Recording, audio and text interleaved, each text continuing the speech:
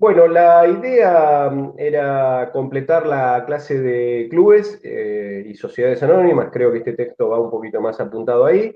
eh, para cerrar gran parte de la unidad uno y meternos con olimpismo, que con ese tema ya estaríamos completando, ¿sí? La unidad uno.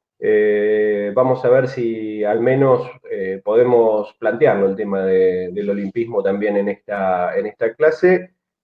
Así que yo ya lo dejo a Juan que complete con el autor que ingresó en 2020, en este caso a la cursada. Gracias, Ale. Hola, ¿cómo están?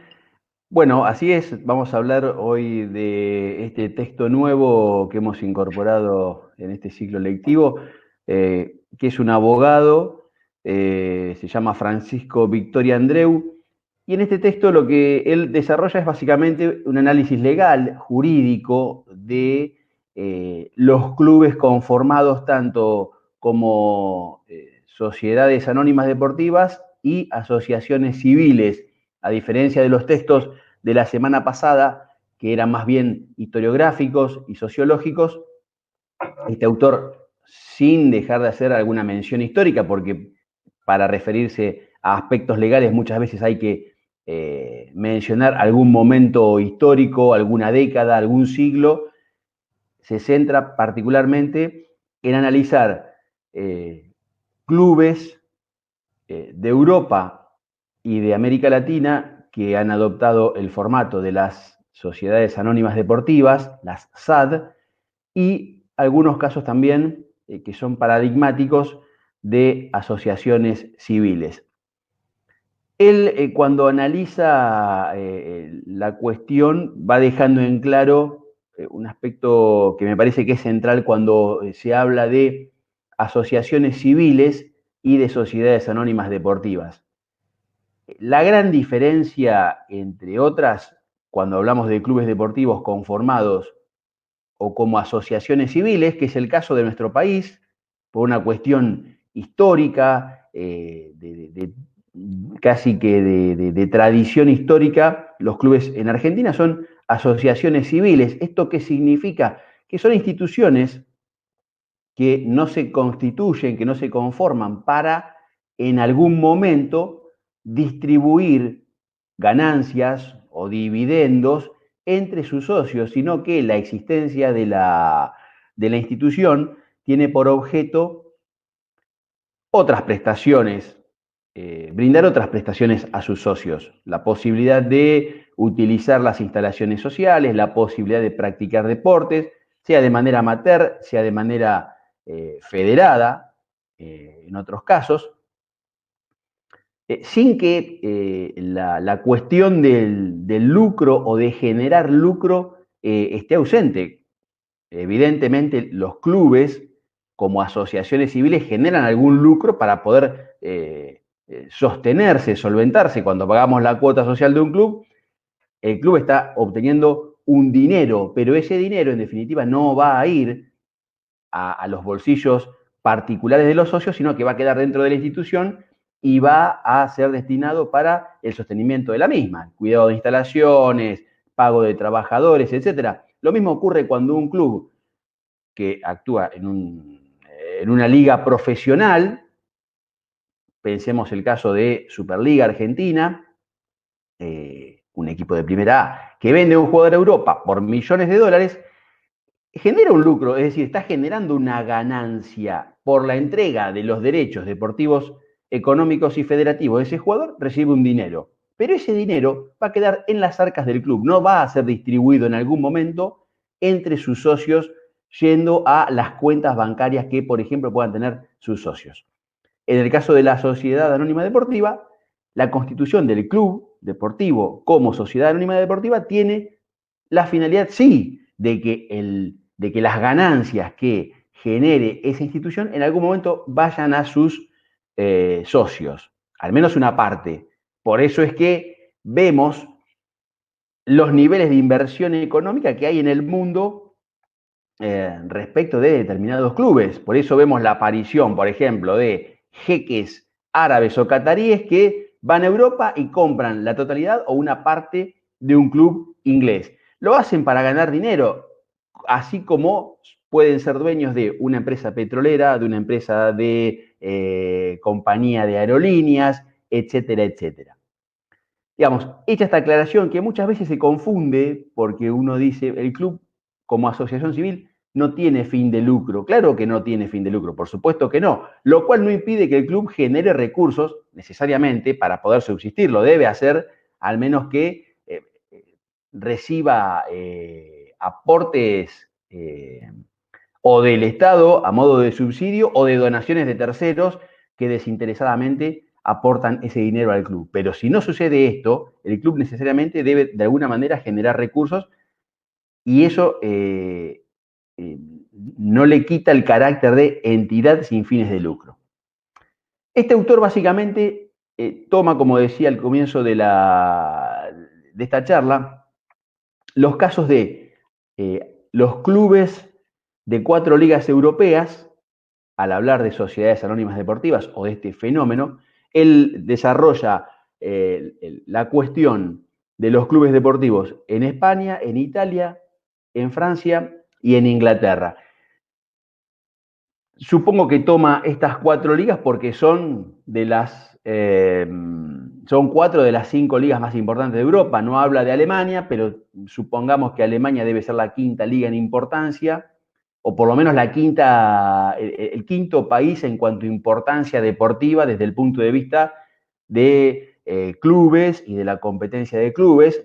Él se centra tácitamente en la cuestión del fútbol, pero lo que es el fenómeno de sociedades anónimas deportivas trasciende a los clubes deportivos con fútbol o de fútbol exclusivamente. Y lo que vemos en el desarrollo que él hace es que en estos 4 países las sociedades anónimas deportivas están básicamente justificadas en cuanto a su existencia por una razón muy clara, que es la de suponer que las sociedades anónimas deportivas van a ser mucho más idóneas, mucho más aptas para la administración económica y deportiva del club.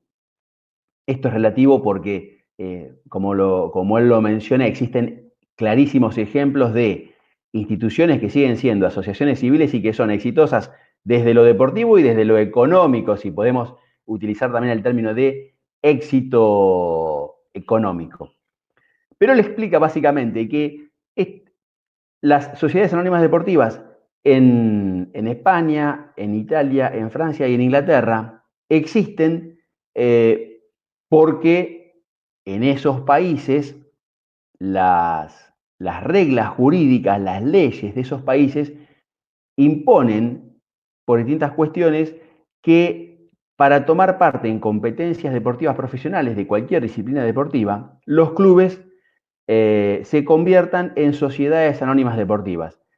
En el caso español, que es el caso más reciente, en la década del 90, el Estado español sanciona una ley nacional que obliga a todos aquellos clubes deportivos que 3 años atrás, desde el 92 hacia atrás, es decir, de entre el 92 y el 89, que venían con déficit económico, los obliga a adoptar el carácter de sociedad anónima deportiva, abandonando la estructura de la asociación civil, porque se entendía que la sociedad anónima deportiva era el mejor formato desde lo deportivo económico para la subsistencia de estas entidades. Solamente quedaron exceptuadas de esta posibilidad, o de esta obligación, mejor dicho, Real Madrid, Barcelona y Athletic Bilbao. Hoy Real Madrid y Barcelona siguen siendo asociaciones civiles, a diferencia de la totalidad de los otros clubes deportivos españoles que participan de competencias profesionales, en fútbol, en básquetbol, en handball, en hockey sobre césped. Es decir, que en España la cuestión económica, del déficit económico que venían sufriendo los clubes, una situación bastante parecida a la que tienen los clubes en nuestro país, en donde la mayoría de los clubes tienen mayores egresos que ingresos o gastan más de lo que recaudan, para decirlo en criollo, llevó en España a que el Estado Nacional sancione una ley y obligue para, supuestamente, entre comillas, garantizar la subsistencia de los clubes deportivos, que estos adopten la forma de la sociedad anónima deportiva. Por eso en España tenemos esta clase de clubes, o estos clubes con este formato, el de SAD, en su gran mayoría, a excepción de lo que decía recién, Real Madrid y Barcelona, que pese a que no pasaron a ser sociedades anónimas deportivas, son instituciones exitosas desde lo deportivo y desde lo económico, o desde lo que es la administración económica. Es decir, que el caso de Real Madrid y Barcelona vendría a desvirtuar toda esa fuerza que tuvo en algún momento el discurso jurídico, político y social de la necesidad de que los clubes se conviertan en sociedades anónimas deportivas. Pasando al caso italiano, hay una situación bastante similar. La legislación nacional obliga a que los clubes que participan de competencias deportivas profesionales tengan que adoptar la forma de la sociedad anónima deportiva. Con un dato que es interesante, los clubes están obligados a destinar parte de sus ingresos a lo que es la formación de deportistas. Es decir, deben destinar obligatoriamente, por mandato legal, una parte de sus ingresos a las divisiones formativas, las divisiones inferiores, y esto es lógico de que así sea, porque tienen que, hay que alimentar y retroalimentar la disciplina. Si los clubes únicamente se dedicasen a contratar jugadores profesionales sin ninguna obligación más, quizás se corra el riesgo de que X disciplina deportiva desapareciese o únicamente se pudiera jugar con extranjeros. En el caso italiano, los clubes deben destinar una parte de ese dinero a la formación de jugadores, a las canteras, como se dice en el caso español, básicamente. El caso francés tiene un aspecto que es muy interesante cuando hablamos de sociedades anónimas deportivas. Está la posibilidad de que el club que participa de una competencia profesional se convierta en sociedad anónima deportiva. De hecho, gran parte de los clubes que participan de los torneos deportivos en Francia lo son, pero existe también la posibilidad de una suerte de subsistencia, no sé si residual, pero sí por debajo de la asociación civil. Es decir, cuando una institución deportiva clasifica o accede en Francia a una competencia profesional de fútbol, de básquetbol o de cualquier otra disciplina deportiva, debe adoptar necesariamente o la forma de la sociedad anónima deportiva o convertir, si se quiere, parte de la estructura del club en sociedad anónima deportiva para poder afrontar esa competencia y administrar los recursos que genere y que necesite en el marco de esa competencia deportiva, de ese torneo, pero por debajo subsiste la asociación civil originaria, que es la que sigue siendo la propietaria de los colores del escudo, de la camiseta, de la denominación de la institución, etcétera, etcétera, y que continúa desarrollando las actividades deportivas que no son profesionales y la actividad social que lleva a cabo, si se quiere, históricamente. Entonces acá vemos una suerte de doble nivel de organización del club. La cara de una asociación, una sociedad anónima deportiva, para los casos en donde participe de competencias profesionales, y la cara de la otra moneda, que sería la de que el club, por otra parte, continúa siendo una asociación civil para aquellas competencias deportivas que son no profesionales o que son amateurs. Entonces, hay una situación mixta en ambos casos. Finalmente, el caso inglés es el caso, digamos, paradigmático porque desde el año 1921 en Inglaterra existen clubes deportivos conformados bajo el ropaje o el modelo de la sociedad anónima deportiva. Y es donde surgió esta idea de que los clubes en realidad sean empresas, o más que empresas, sociedades anónimas deportivas, es decir, que sean instituciones que tienen como actividad principal tomar parte en competencias deportivas con la finalidad de generar ingresos, que esos ingresos supuestamente alcancen para cubrir las erogaciones de la institución, y si sobrase algún dinero se distribuya a modo de ganancia, de dividendo, de utilidad entre los socios. El texto deja en claro que el caso inglés es el caso más antiguo, que viene desde la década del 20 del siglo pasado, y en el caso de España, Francia e Italia, este traspaso, esta conversión de los clubes como asociaciones civiles en SAD tiene lugar desde la década del 80 del siglo pasado. En algún caso entonces vemos 100 años o casi 100 años de vida del modelo de sociedad anónima deportiva, Inglaterra, y en el caso de los otros tres países, España, Italia y Francia, estos países latinos, la estructuración del club como sociedad anónima deportiva es mucho más nueva y tiene entre 30 y pico y 40 años. Un dato que es muy importante, que me llamó la atención, este texto de Victoria Andreu es de 2012, tiene alguna antigüedad y tal vez alguna cuestión haya quedado desactualizada, pero en términos generales mantiene vigencia porque el panorama, si se quiere, jurídico o legal en estos países no ha cambiado en cuanto a la forma en que se tienen que estructurar los clubes. Pero un dato muy importante es que en el caso español, yo no recuerdo ahora la cifra, la tendría que buscar, no la anoté, pero fue tremendamente exponencial el crecimiento del déficit y de las deudas que tuvieron los clubes deportivos españoles una vez que pasaron a ser sociedades anónimas deportivas. En su conjunto, antes de que los clubes deportivos españoles pasen a ser SAD, tenían un déficit en conjunto, colectivo, general, de X millones de euros.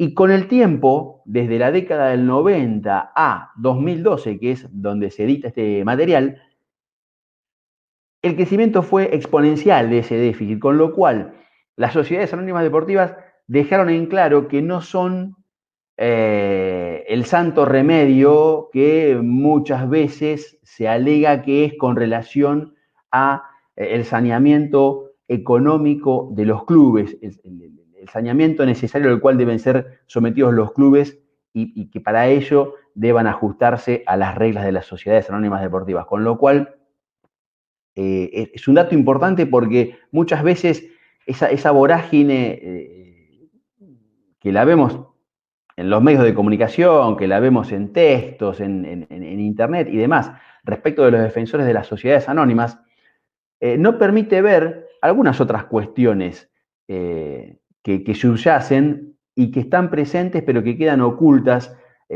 producto de la vorágine discursiva que se adopta a favor de alguna posición en particular, como puede ser el de la SAD. Pero es un dato interesante. A mí me llamó mucho la atención cuando leía el texto y cuando lo releía. El caso español. La solución no fueron las sociedades anónimas y, de hecho, en otros textos que he estado leyendo últimamente, existe la posibilidad de que haya una modificación de la ley actual de sociedades anónimas deportivas y la situación se retrotraiga al estado anterior, a 1992, o que se pase a una situación de mixta, digamos, de clubes deportivos en cuanto a estructuración jurídica mixta, algo que mezcle algunas características de la asociación civil y otras de la sociedad anónima deportiva. Pero bueno, eso habrá que ver cómo es el devenir de los hechos. La cuestión es que les quería comentar esto último con relación a España. Y con respecto a América Latina, el autor también hace mención a algunos casos específicos. El caso mexicano, en donde, si no todos, la gran mayoría de los clubes que participan, por ejemplo, de la primera división del fútbol mexicano son sociedades anónimas deportivas. Él menciona ahí el caso del Pachuca, que ha diversificado su actividad económica, digamos. No solamente es un club de fútbol bajo la forma de la sociedad anónima deportiva, sino que además tiene centros de convenciones, empresas vinculadas a otro tipo de actividades, como los entretenimientos, eh, diferentes actividades, como por ejemplo una clínica de medicina deportiva, una inmobiliaria, una universidad de fútbol, restaurantes, etcétera. Algo similar, por ejemplo, a lo que tiene Manchester United. Ahí Victoria Andreu, quiero decir, cuando habla del caso del Manchester United, él dice, Manchester es una sociedad anónima deportiva, pero que no solamente se ha dedicado a llevar a cabo la actividad deportiva de participar en torneos de la Premier League. También, por ejemplo, ha creado otras empresas dentro de esa estructura de sociedad anónima, como por ejemplo Manchester United Catering o Manchester United Interactive, con lo cual ha dejado de ser meramente un club deportivo y ya es una empresa diversificada en cuanto a sus rubros económicos. Siguiendo con el caso de Latinoamérica, bueno, recuerdo ahora el caso de la América de México, que en alguna época era propiedad del canal de televisión, Televisión Azteca. Yo no sé si ahora lo sigue siendo, la verdad que no lo he averiguado, no lo sé, pero era un caso paradigmático. En la América, club de Televisión Azteca, y de hecho ese canal tenía otros clubes más que participaban de primera división del fútbol mexicano, con lo cual era muy gracioso en algún punto y muy extraño ver que un único propietario en algún momento veía a sus dos equipos enfrentándose por una fecha del fútbol mexicano. O el caso de Cruz Azul, que era de la empresa cementera Cruz Azul. Equipos que han tenido cierto éxito económico y deportivo, en la década de los 90 y en este siglo, y lo hemos visto, por ejemplo, en sus participaciones en las Copas Libertadores o Copa Sudamericana.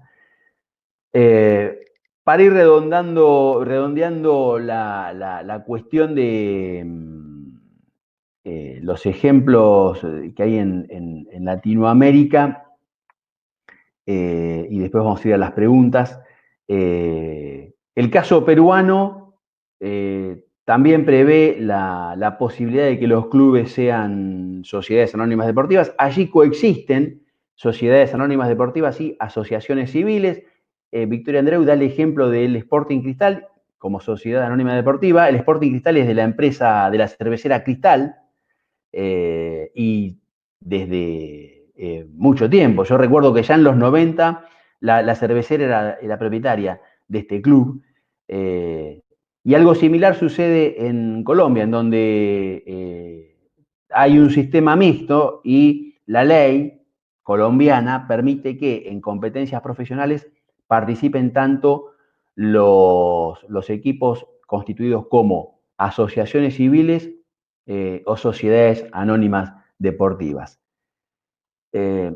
Para ir redondeando esta enumeración de casos, hay que decir que, y el autor lo menciona, que en Argentina todos los clubes deportivos, tanto los que participan de competencias profesionales como de competencias amateurs, son asociaciones civiles, pero no sería necesario la sanción, la creación de una ley en Argentina para que los clubes deportivos pasen a ser de asociaciones civiles a sociedades anónimas.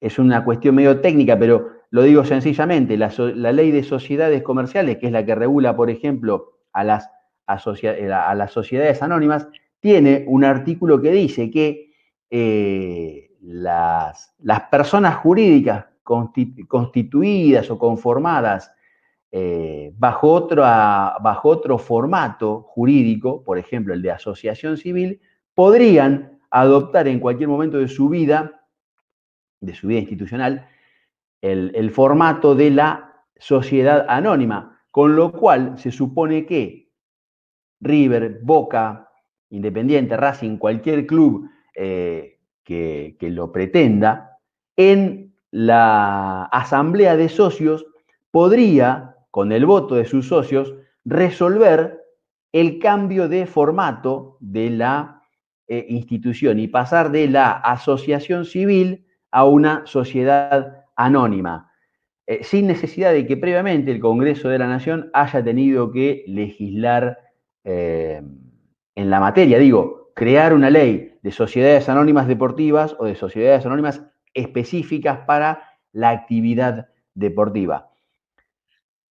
Y de hecho han habido algunos intentos en Argentina, básicamente en la década de los 90, de algunas personalidades de llevar al seno de algunos clubes este tipo de cuestión para que sean los socios finalmente con su voto los que resolviesen el traspaso o la modificación de un club en cuanto a asociación civil a convertirse en una sociedad anónima. Hasta el momento eso no ha sucedido, no ha tenido eco en la mayoría de los clubes. Habrá que ver qué es lo que pasa. Esta es una cuestión muy dinámica.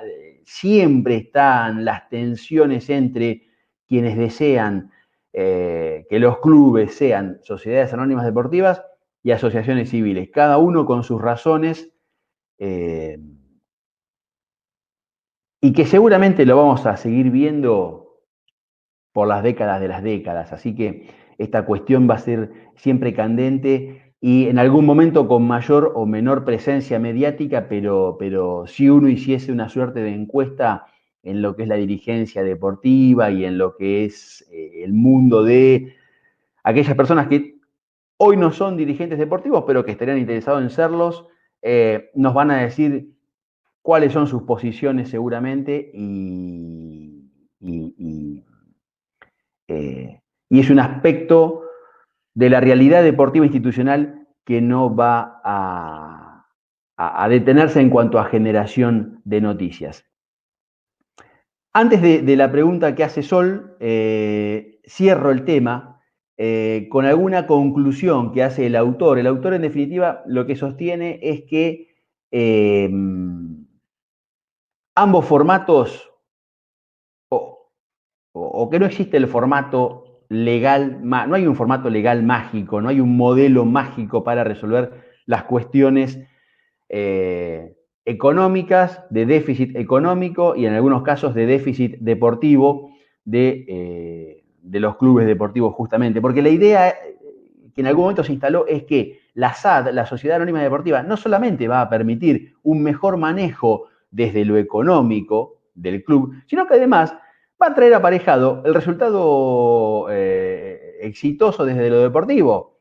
Lo que siempre se dijo, o lo que en muchos casos se dijo, es que si convertimos los clubes en sociedades anónimas deportivas, va a ser mucho más fácil que ese club pueda salir campeón o que ese club pueda obtener resultados deportivos. Difícil de saberlo, el ejercicio contrafáctico no sería posible tal vez, pero lo que sí este autor nos dice es que no existe un modelo que sea el mejor o que sea mágico, que resuelva las cuestiones con un pase mágico. En todo caso, lo que debe haber es responsabilidad en la administración, se trate de asociación civil o de sociedad anónima, controles rígidos por parte de quienes integran esas instituciones y controles de la sociedad. Hay casos no contadísimos, sino a la inversa. Son muchísimos los casos de sociedades anónimas que han caído en la quiebra y muchas veces por la quiebra conducida por los mismos socios o por los mismos dirigentes del ente, con lo cual la cuestión va por otros carriles más que por adoptar una forma u otra, es lo que dice el autor de organización del club, sino por la administración responsable y el control permanente sobre lo que sucede en el interior del club, adopte una forma u otra, y de las decisiones que se vayan tomando a lo largo de la vida de esta institución. Hasta acá básicamente lo que desarrolla el autor, no nos queremos extender mucho más. Sí pasamos a las preguntas como para responder las inquietudes que se les vayan generando. No sé si vos, Ale, querías agregar alguna cuestión más. No, sí. El caso de la Bundesliga, ¿se acuerdan que en la clase pasada dije medio, al pasar que Alemania dentro de Europa fue casi una excepción en lo que fue la concepción de sus clubes deportivos, porque efectivamente ellos tuvieron una primera mirada abocada a los clubes. Lo que pasa es que ya tenían incluida en esa mirada la idea de una participación ganancial en términos de capitalismo. Entonces, trasladó más naturalmente la cuestión de ganar dinero y al mismo tiempo juntarse comunitariamente o societariamente para tener una actividad común en desarrollo. Ahí arriba en el chat puse un pequeño link de una nota de la Bundesliga, donde no da muchas precisiones, pero si tienen ganas de buscar, ustedes después buscan. En Alemania existe la regla del 50+1, esto quiere decir que la participación societaria externa a los socios puede ser solo del 49%, con lo cual dejaría a los clubes de la Bundesliga un 51% de la masa societaria en favor de los socios del club, o sea que también si todos los socios del club se pusieran de acuerdo, impedirían cualquier cambio significativo en asamblea societaria, en asamblea accionaria. Sería esa cuestión a mantener. Pero es un artículo periodístico, es muy liviano. Y además también agregué ahí otro link de un laburo de 2018. Yo pensé que era el déficit de 2018 de España, que es más acercado. Sigue habiendo déficit, pero creo que el último dato que toma ese trabajo es de 2016. No importa, es para que vean eso que decía Juan en el transcurso de la locución, de que no fue la solución económica, y que también está bueno lo que plantea el autor, que soluciones mágicas no hay. Entonces efectivamente es un equilibrio. Hago la pregunta acá y después seguimos, me contestan por el chat. ¿Quieren porque está muy bueno todo lo que anda dando vueltas, por lo menos lo que hemos conseguido, pero siempre está aplicado a clubes que tienen una dimensión, voy a decir, fastuosa, con una gran cantidad de socios? Ahí en el artículo de la Bundesliga pueden mirar que hay algunos de los clubes mencionados que tienen más de 200.000 socios. O sea, son magnitudes difíciles de manejar o de entender para aquellos que por ahí tienen participación o colaboran en clubes o son socios de clubes que son un poquito más chiquitos, vamos a decirlo de esa manera, por lo menos en cantidad de socios, y que también el problema aparece en función de aquellos clubes que tienen participación en ligas profesionales y tienen, en función de la compra-venta de derechos federativos, márgenes económicos fastuosos. O sea, hay otras problemáticas dando vuelta en los clubes. Los derechos de formación también son muy mencionados, pero también vienen atados a esa cuestión, a los pases posteriores de esos jugadores y qué cuota le corresponde a los clubes que formaron deportivamente a esos deportistas. Son varios aspectos a tener en cuenta, pero hace más o menos 2 años tomé contacto con alguien que está trabajando la idea de propiciar el crecimiento económico, solo el crecimiento económico de pequeñas instituciones, por ejemplo aquí de la región de La Plata, con estrategias, vamos a decirle marketineras, no es la palabra exacta, pero que los ayudan, entre comillas, a tener ingresos económicos explotando, tampoco es la palabra, de alguna manera las potencialidades de las instituciones deportivas sin fines de lucro. Si tienen ganas, hago el intento de invitarlo para alguno de estos viernes y que hable un poco él de...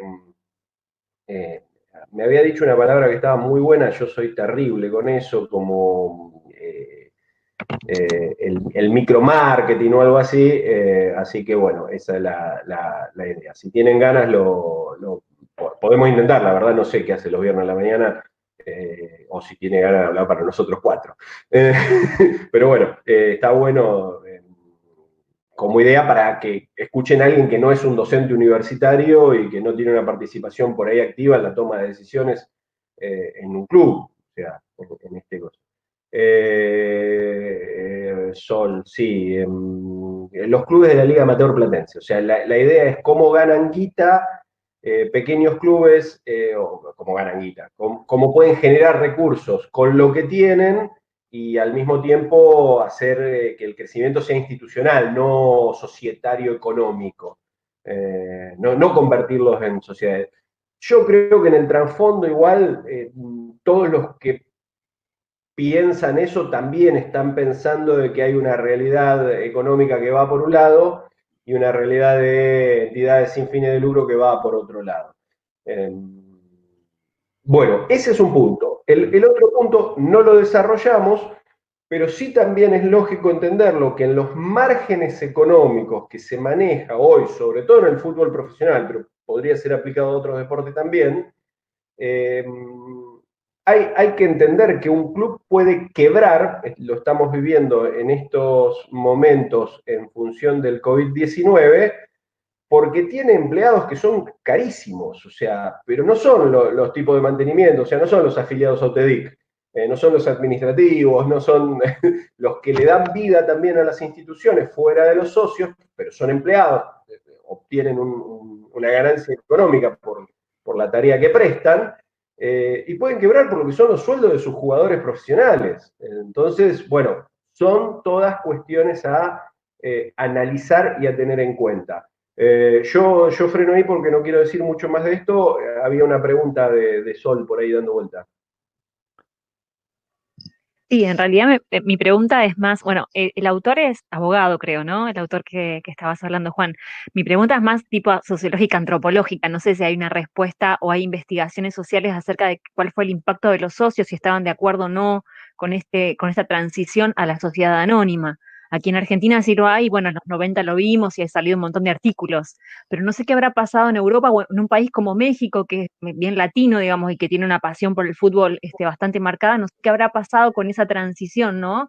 Si habrán apoyado los clubes, los afiliados, los seguidores de los clubes, digamos, qué habrá pasado con eso. Yo no sé si hay trabajos puntualmente de Europa y de un país como México, que digamos, es como raro, ¿no? Pensar en una sociedad anónima en México. Sí, la verdad que no sé si hay algún trabajo más bien sociológico que explique la reacción de los socios o de los hinchas cuando todos estos clubes tuvieron esa transición, ese paso de la asociación civil a la sociedad anónima deportiva. Uh-huh. No lo sé. Me da la sensación, al menos pensando en cuanto a la cantidad de gente que va a la cancha, que no le quitó público, no le quitó afluencia, no le quitó seguidores a esos clubes este cambio de formato legal. Bien. Sería bueno saber cómo fue justamente el devenir y cómo fue la reacción, entre comillas, popular Claro. de los socios o de los hinchas de cada uno de estos clubes cuando tomaron conocimiento de que iba a haber una asamblea societaria o de que la ley les imponía directamente el cambio de formato o de modelo. En España, el traspaso de la asociación civil a la sociedad anónima se dio de manera obligatoria. Salió la ley y no quedó, y ya está, no quedó otra alternativa. Claro. La verdad que yo desconozco si, por ejemplo, hubo, no sé, la presentación de algún amparo de algún socio español del Betis o del Sevilla o de la Real Sociedad o de La Coruña, pidiendo que se declarara inconstitucional o ilegítima esa ley porque afecta tal y tal derecho o tal y tal cuestión. Sin buscar una mirada romántica, que no lo soy, digamos, pero uno asocia el club con el tema del sentimiento de pertenencia, de la identidad, bueno, todo lo que venimos laburando los que nos dedicamos a las ciencias sociales, ¿no? Entonces es como que me genera eso. Yo el año pasado en Netflix hubo una serie, no sé si sigue ahora, que se llamaba Los Cuervos, sobre un equipo pequeño de un lugar, no sé si lo vieron, a mí me encantan ese tipo de series.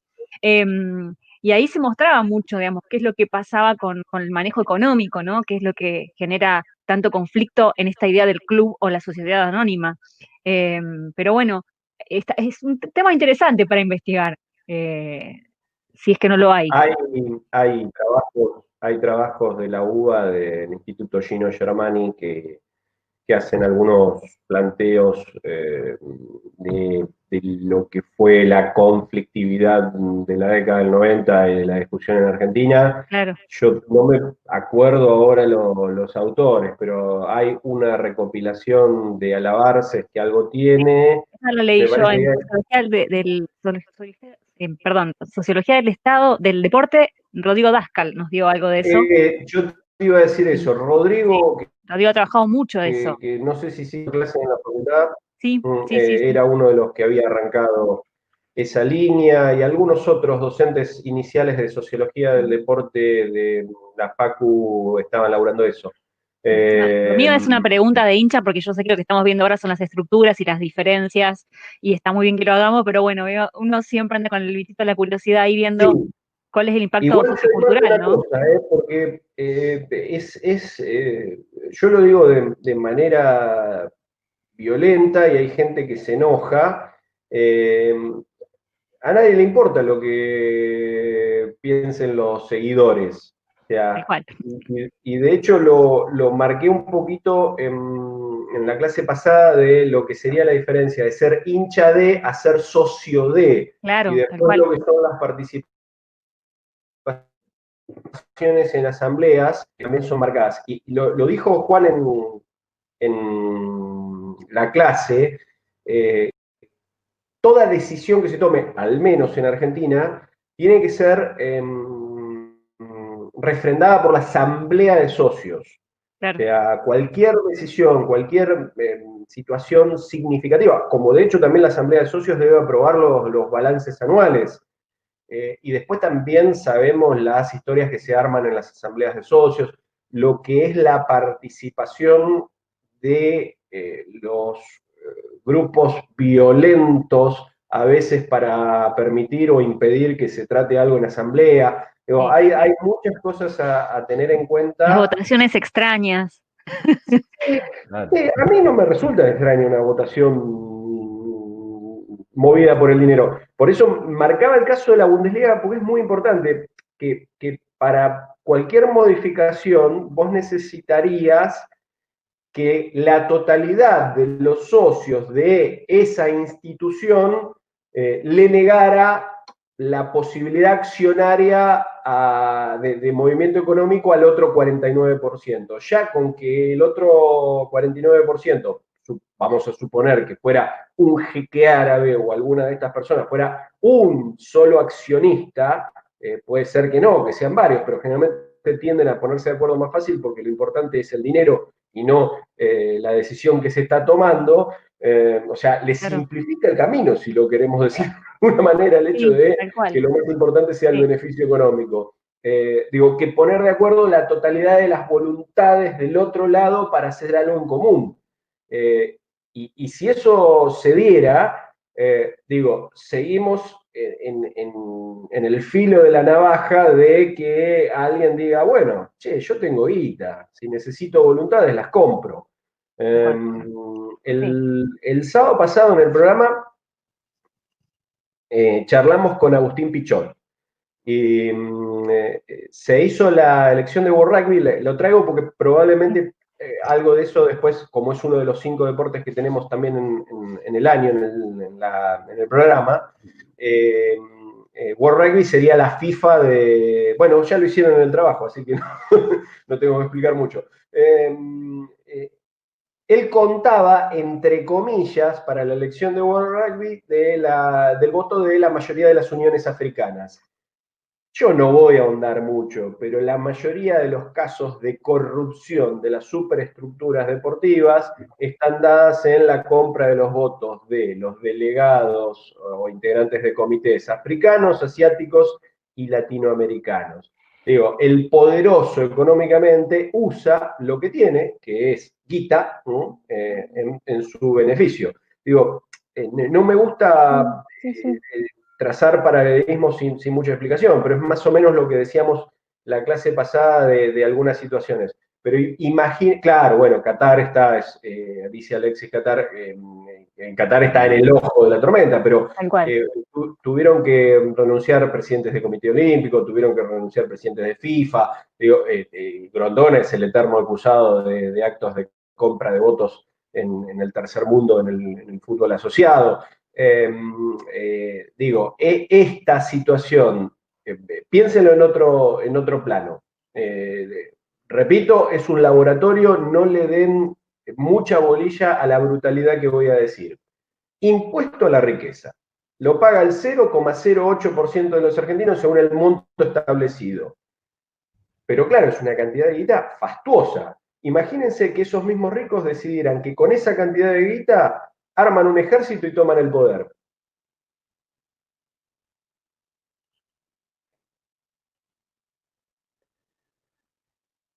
A ver, es una locura lo que estoy diciendo, pero efectivamente la guita es eso.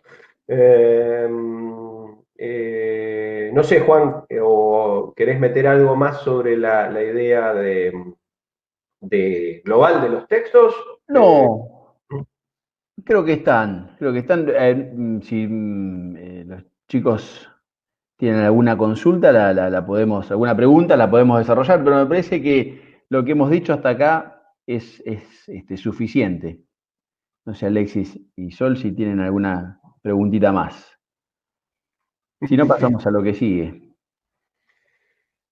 Sí, es verdad. Sol dice Warman o Alexis, no sé cuál de los dos dice Warman tapa de diario. Sí, Claro. sí, sí, es la otra lectura posible.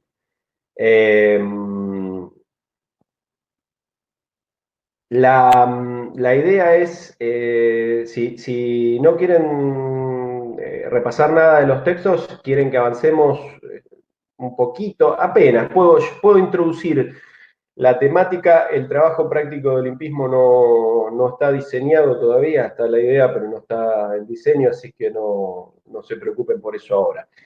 El olimpismo o el movimiento olímpico es algo muy, pero muy interesante para tener en cuenta. Está desarrollado desde la teoría con lecturas lineales históricas, momentos de nacimiento del Comité Olímpico Internacional y situaciones. De hecho, nosotros pusimos ahí en el blog de la cátedra un videíto cuando recién lo estábamos armando, como para entender, o por lo menos para mencionar a Pierre de Coubertin, que es alguien que vamos a nombrar mucho. En realidad, si de alguna manera hay que pararse en lo que es nacimiento de la modernidad deportiva a nivel Juegos Olímpicos, hay una persona que habría que nombrar antes, que es un griego, Evangelios Zapas, que, bueno, la particularidad que tenía este señor, al cual no conocí, lógicamente, es que era millonario. O sea, pero traigo esta definición no por la cuestión de la guita solamente, sino porque, en definitiva, también nos lleva a pensar el mundo en 1800.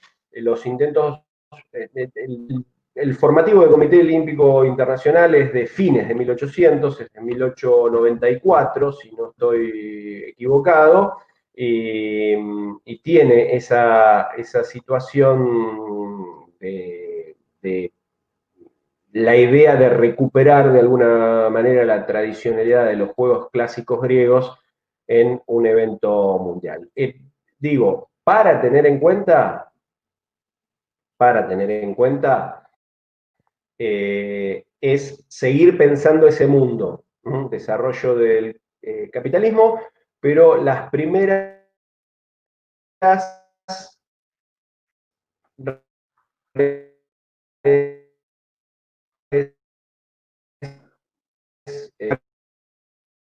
en una crisis sociopolítica importante hablaban de un hombre único.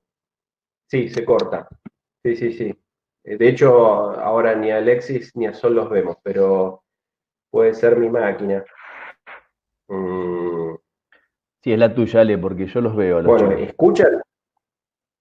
Sí. Ah, bueno, por eso. Sí, sí, la mía justo dice no óptima. En mi casa se enojaron de escucharme y me cerraron la puerta del Wi-Fi.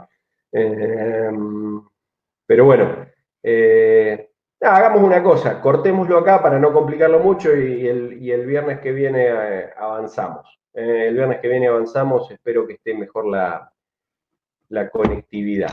Bueno, no hay TP, o en realidad el TP ya estaba planteado y de hecho algunos ya lo entregaron.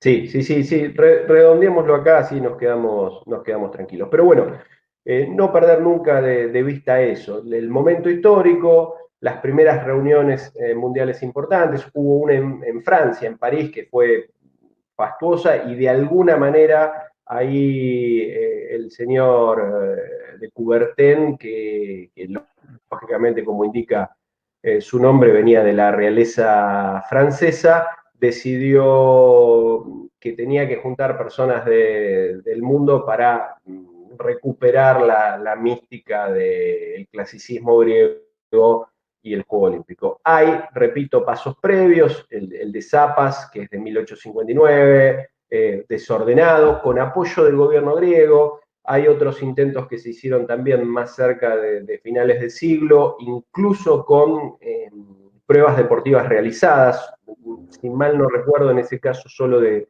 atletismo. En 1889 hubo una, pero bueno, de Coubertin logró que se hiciera un congreso efectivamente en Francia, en la Sorbona. Aquí aparece otra vez la palabrita clave de un montón de cuestiones, que es la educación alrededor de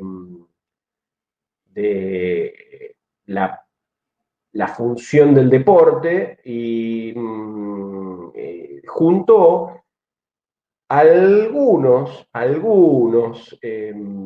nobles de otros territorios europeos y fundamentalmente llamó mucho la atención la presencia de dos educadores que no eran de Europa, que son William Sullivan de los Estados Unidos y José Benjamín Subiaur. Yo no pronuncio francés, así que perdónenme, de la Argentina.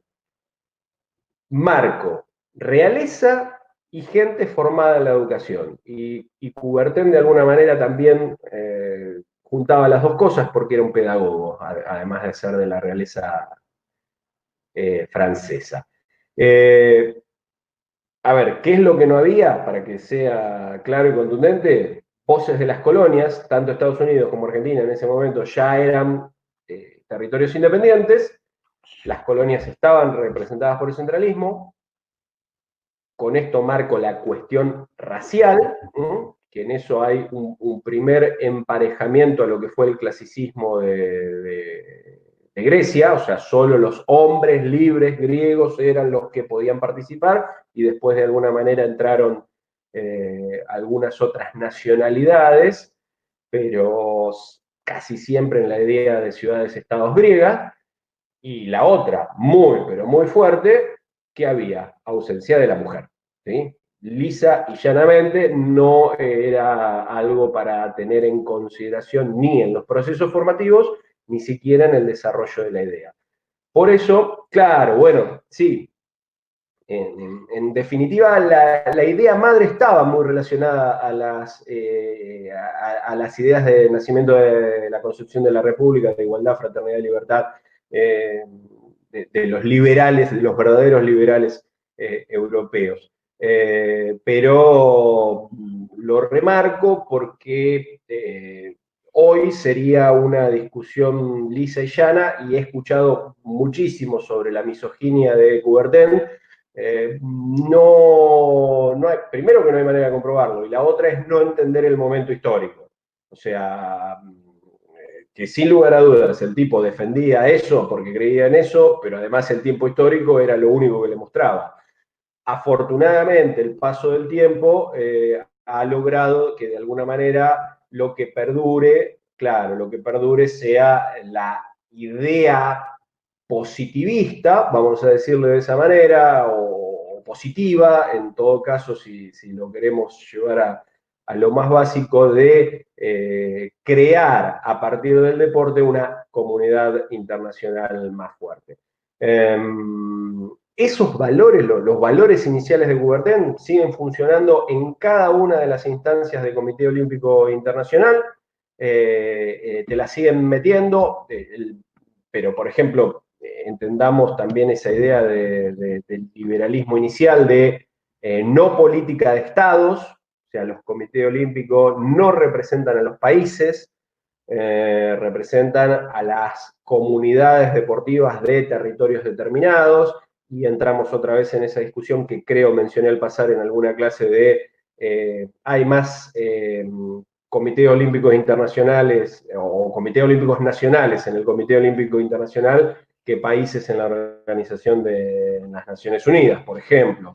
O sea, hay otro reconocimiento. Y de hecho está muy en boga en los últimos tiempos la instancia de competir bajo la bandera del Comité Olímpico Internacional para lugares donde hay conflictos bélicos o instancias de revoluciones, separaciones de estados. Bueno, la última y muy llamativa, los 10 o 12, no recuerdo cuántos fueron, deportistas rusos que pudieron participar de Río 2016, porque el Comité Olímpico Nacional ruso estaba vedado a participar en función de los casos de doping.